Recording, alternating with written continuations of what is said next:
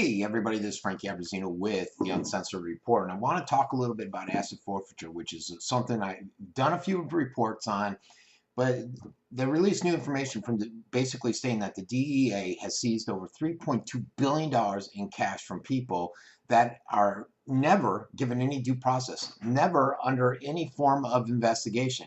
So the DEA went out and took this cash over a 10-year period from people that have done nothing.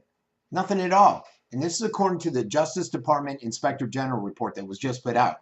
They went out, these agents, DEA primarily, confiscated vehicles, jewelry, houses, but mostly cash. Just because somebody's traveling with a large sum. They can basically see you with $3, $4, $5, $10,000.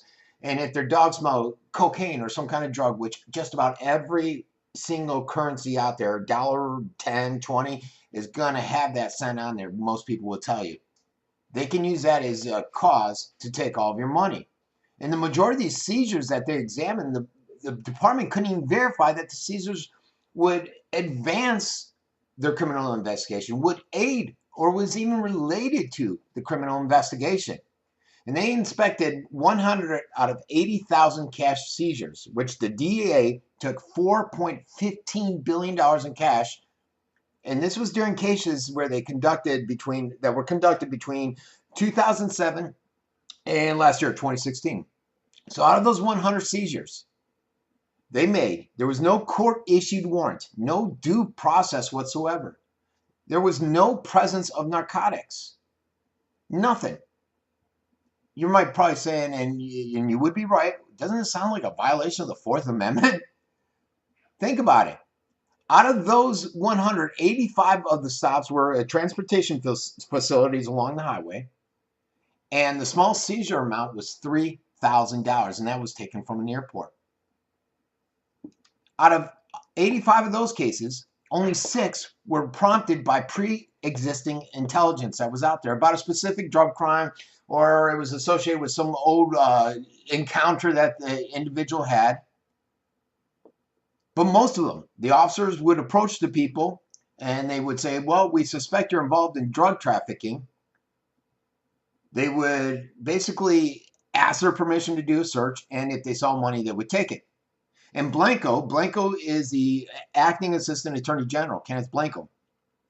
He said the inspector general took a sample of what was representative of a broader Justice Department practice, and due to that, it drew faulty conclusions. And that's based upon mistakenly analyzed data, according to this Blanco guy. He says that 81 out of the 100 seizures were likely tied to criminal investigation and were not a violation of your civil liberties. Yet, none of these people were charged. Nothing's ever became of it. So the guy's just full of crap, the usual politician. Chicago Times, Washington Post, USA Today. They've all exposed concerns, as many other media outlets and individuals out there, about the size of these seizures, the lack of court involvement, the due process that's missing. And then the other thing that seems to be popping up is the racial profiling that goes on. Because if you look at the DEA takes 80% of these seizures out there.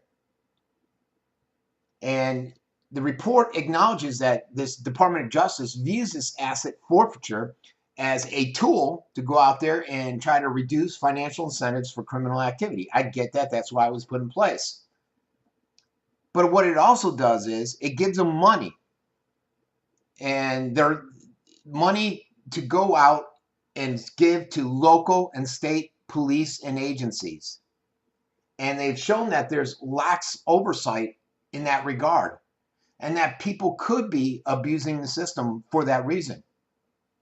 If you look over the last 10 years, the DOJ asset forfeiture program has yielded over $28 billion. Like I said, they use these proceeds, they'll go out, they'll compensate victims of crimes, but most of all, they'll fund their forfeiture-related activities, such as paying off local and state law enforcement through equitable sharing. And I forget the percentage, I put it out in another report. I think it's 80% or something like that they get through that trade-off. And, this guy, this Blanco guy, he says, look, it's difficult to construct a system that links seizures to specific criminal investigations, and we're working hard to get to that new system.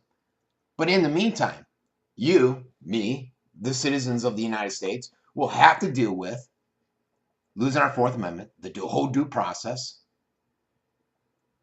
dealing with police that feel they can just take your cash because they want to. And it's perfectly fine as long as they suspect something.